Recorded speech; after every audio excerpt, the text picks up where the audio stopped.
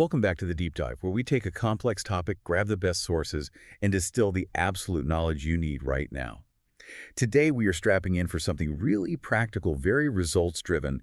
We're doing a deep dive into the specific rules and the structure of a 7-day anti-inflammatory meal plan. It's designed for what the sources promise as fast initial weight loss. And that phrase fast weight loss, that's exactly where we need to apply our critical lens. For those of you listening who want a clear, actionable blueprint that actually delivers results without the gimmicks, this is your dive. Our mission today is to really analyze how this week-long focus on high-density, nutrient-rich whole foods manages to calm inflammatory signaling in the body so quickly. Okay, let's unpack this because that fast drop on the scale is the biggest hook, right? Right. But it's also the biggest potential misconception. The sources we looked at make a really crucial distinction right out of the gate. The impressive weight you shed in those first few days, it isn't necessarily fat loss. That is the essential context. You absolutely have to get that part first. That early dip you see on the scale, it's primarily three things working together. First, reduced water retention. Second, less systemic bloating. And finally, and maybe most importantly, steadier blood sugar. These are huge motivating wins, but they reposition the whole plan. We're not talking about a starvation diet or some kind of magical detox. We're talking about a foundational metabolic reset. You're basically removing the irritants that cause your body to hold on to all that excess fluid and feel puffy, and you feel it within days. So when the sources talk about calming inflammatory signaling, what are they really referring to?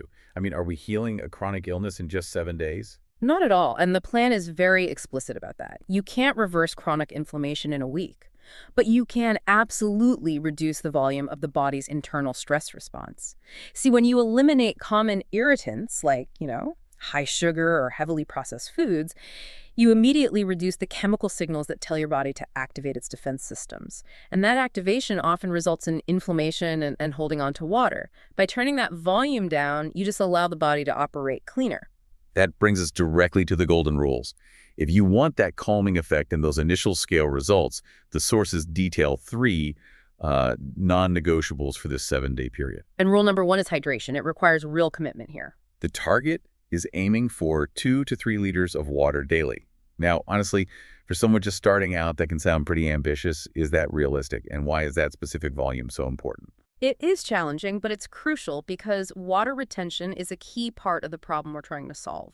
We're asking the body to switch gears pretty dramatically. When people suddenly cut out high-sodium, highly processed foods and sugars, they sometimes get headaches or feel a bit lethargic. But the sources offer a clever workaround for that. Optional add-ons like lemon slices, fresh ginger, or even just a small pinch of mineral salt in your water. This massive hydration effort, it supports digestion and it actively helps flush out that retained water. That's what gives you that initial feeling of lightness. Okay, rule number 2 is the no-go list. And this is where the rubber meets the road. You have to cut 3 things completely for 7 days. 0 refined sugar, 0 alcohol, and 0 specific seed oils. That specificity is key. We are not talking about all fats, not nuts or olives. We're explicitly cutting canola oil, soybean oil, corn oil, and those generic vegetable oil blends. For the reset, it's non-negotiable. Okay, but why those specific oils? I mean, canola and soybean are and everything. We need the why here. Right. The primary reason is twofold, and it's related to fat quality. First, these oils are typically very high in omega-6 fatty acids. Now, we need some omega-6, but the modern diet has this radically imbalanced ratio, which can, promote pro-inflammatory pathways. Second, the way these cheap common oils are produced usually involves intensive chemical processing and high heat refinement, and that can degrade the oil and increase its inflammatory potential before it even hits your plate. So getting rid of them for 7 days is just a very aggressive, targeted intervention to calm the system down. So if we've cut the main fats we all use for cooking, what's the approved fat swap? You swap them entirely for extra virgin olive oil, EVOO. It becomes your default, full stop. EVOO is rich in monounsaturated fats and these things called polyphenols, which are genuinely anti-inflammatory compounds. It's your cooking base, your dressing base, your primary source of healthy fat this week. Excellent. And the final golden rule, rule number 3, is all about protecting your lean mass and staying full. Protein minimums. We're trying to preserve muscle and support metabolism while maybe reducing calorie intake a bit. This is basically your insurance policy against rebound hunger. The targets are practical. For women, you should aim for about 90 to 120 grams per day. And for men, it's a bit higher, around 120 to 160 grams per day. Hitting this level of protein at every meal makes a dramatic difference in blood sugar stability and keeps you feeling full. And that's essential when you're taking away sugary comfort foods. And here's where it gets really interesting because we move from those abstract rules to the concrete shopping list. You have to actually stock your kitchen for success. Let's break down the anti-inflammatory shopping list into the key categories the sources highlighted. The list is really an investment in nutrient density. For produce, we're focusing on deep colors and inflammation fighters. So blueberries, always a top source, kale, spinach, broccoli, asparagus, avocados, and of course the flavor and health punch of garlic, ginger, and turmeric. And for protein, we're prioritizing sources rich in omega-3s. So wild-caught salmon, sardines, which are a total unsung hero, grass-fed beef, pasture-raised eggs, chicken, cod, and shrimp. This heavy focus on clean fish and poultry really reinforces that anti-inflammatory goal. Right, and our structural fats and our limited complex carbs are simple: EVO, walnuts, and chia seeds. For your limited grain needs, you're focusing on quinoa and maybe some high-quality sprouted grain bread or wraps. Okay, let's bring those ingredients to life. The 7-day plan sources show a ton of variety. Give us a few examples that really illustrate the philosophy here. Yeah, and it's highly satisfying food. It's not deprivation. For breakfast, you might have turmeric scrambled eggs with spinach or a chia seed pudding loaded with blueberries and walnuts. Lunches are often just leftovers from dinner or maybe a quick protein-packed salad. And dinners, they stick strictly to that rule of protein plus non-starchy vegetables. So think baked salmon with roasted asparagus or grilled chicken seasoned heavily with turmeric and ginger, or even a shrimp scampi using zucchini noodles and that crucial EVO base. That sounds fantastic, but we all know the biggest killer of any short-term plan is not having food ready when you're suddenly starving. The sources offered some really crucial meal prep tips, a preparation shortcut to make sure you succeed. This is it. This is the difference between success and failure in that first week. Adherence requires eliminating decision fatigue. So the recommended Sunday setup involves front-loading 2 primary proteins. First, you bake 2 to 3 servings of salmon with lemon and garlic. Second, you roast or pan-sear 3 to 4 servings of chicken, seasoned with turmeric, ginger, and garlic. These pre-cooked proteins, they form the core of your compliant meals for the next few days. Having that ready-to-eat protein solves what, like 70% of the battle. And the final prep tip related back to that critical rule number 2, the EVO dressing shortcut. Oh, absolutely. I mean, think about the salad dressings in your fridge right now. Chances are they are just swimming in canola or soybean oil. You need a replacement that's fast and compliant. The tip is so simple.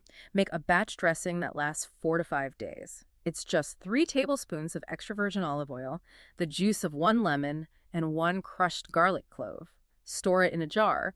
Now you have instant flavor for salads, for quinoa, for dipping your steamed veggies, and you're guaranteeing you avoid those hidden seed oils. That is such a phenomenal and necessary hack. The moment you use a commercial dressing, you accidentally compromise the whole reset. Okay, we've covered the philosophy, the ambitious rules, and the prep you need to crush these 7 days. If you're listening to this, you're probably already putting together your shopping list in your head, but the real power of this dive is in seeing the structured day-by-day plan laid out. To truly succeed, seeing that structure is critical. We really encourage you, our listener, to view the entire structured 7-day meal plan table, the full shopping list, and all the companion articles, like the Anti-Inflammatory Diet Blueprint. Seeing the data visually, it just helps so much with implementation and really understanding the balance of the week. Find the complete article and the stunning HTML meal plan table at www.thehealthknowledgebase.com. It's all laid out for you right there, and it just simplifies the whole transition.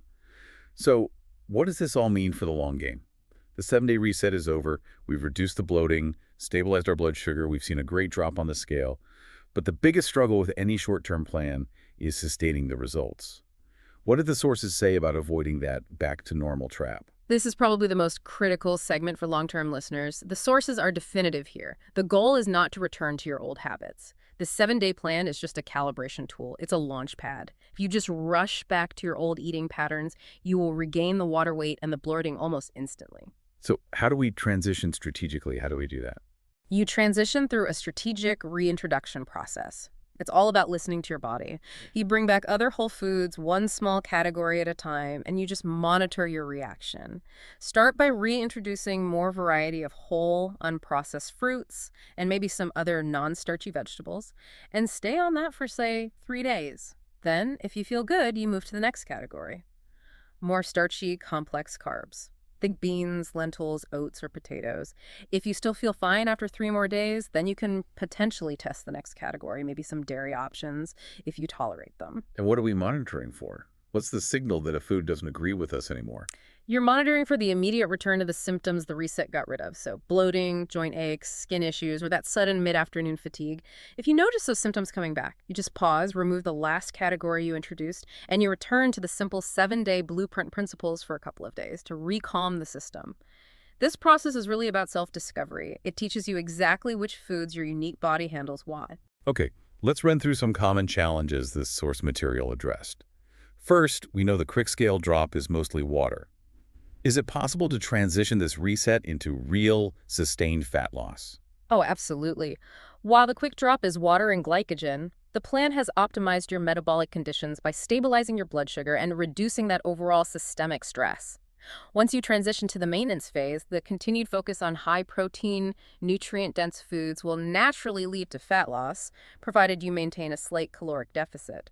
The reset just sets the stage. What about the seed oils long term?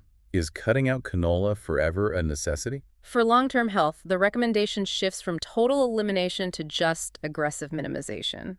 You should continue to prioritize EVOO and fats like avocado oil and avoid deep-fried, heavily processed foods and baked goods where those cheaper inflammatory oils hide. The long-term goal is quality over quantity, but that strict 7-day cut proves just how powerful minimizing them can be. And the question on everyone's mind. I need my morning routine. Can I still drink coffee? Yes, coffee is permitted, which is a huge relief for a lot of listeners, I'm sure. However, the caveats are strict. Avoid sugar, high-calorie creams, and artificial syrups. Cinnamon is a permitted and actually anti-inflammatory add-on you can use freely. And for those with specific health needs, we know the plan stabilizes blood sugar, but for someone already on glucose-lowering medication, what specific caution did the sources urge? This is a really serious point. Because the plan is so effective at removing sugar inputs and steadying glucose, anyone using glucose-lowering medications must discuss these dietary changes with a clinician. Their medication dosages may need immediate adjustment to prevent hypoglycemia, which is dangerously low blood sugar. Always consult your doctor before making major changes. Finally, for our listeners who are vegetarian, can the plan be adapted while still hitting those pretty aggressive protein targets? It's highly adaptable. You just swap the meat and fish for high-quality, whole food, plant-based proteins. So lentils, beans, tofu, tempeh, eggs. The crucial point, though, is ensuring you're getting adequate omega-3s, which you can get from chia seeds, walnuts, and maybe an algae-based supplement to meet that anti-inflammatory mandate. This entire system, especially that strategic reintroduction, it really hinges on avoiding a mental trap, doesn't it? Seeing this as a temporary punishment rather than a permanent educational experience. Exactly. The mindset shift is the real outcome. The 7-day period should teach you that you don't need sugar, alcohol, or processed food to feel energized. Avoiding that classic all-or-nothing binge diet cycle, that's the secret to real sustainable results. The reset is the pilot program. The strategic maintenance plan is the full launch. So to summarize the immediate, powerful impact of this 7-day deep dive, it forces massive therapeutic hydration, eliminates the major inflammatory inputs, and it locks in those high-protein minimums for maximum satiety and protection of lean muscle mass. It's a rapid biological optimization that really resets your metabolic signaling. And if we connect this to the bigger picture, this short reset is foundational because it directly addresses key drivers of modern chronic issues. Specifically, blood sugar management and improving insulin sensitivity. It's just the fastest way to get your body operating efficiently again before you tackle long-term sustainable weight loss. And that leads us to our concluding, provocative thought for you to chew on this week. Given the plan's specific focus on eliminating refined seed oils, what is the long-term impact of prioritizing fats like EVOO and avocado oil in your daily cooking? And where might you find those highly processed seed oils lurking? Not just in your salad dressing, but in things like your compliant-looking protein bars or crackers. This journey continues long past those 7 days. Use this reset as your starting line. To explore the entire library of diet and nutrition plans, the ultimate guide to sustainable weight loss methods, and the Weight Loss Master Hub, including the sources we use for this deep dive, visit us online. Find everything you need, including the full article and that actionable visual 7-day plan at www.thehealthknowledgebase.com. Dive deep, Stay informed and start resetting your body today.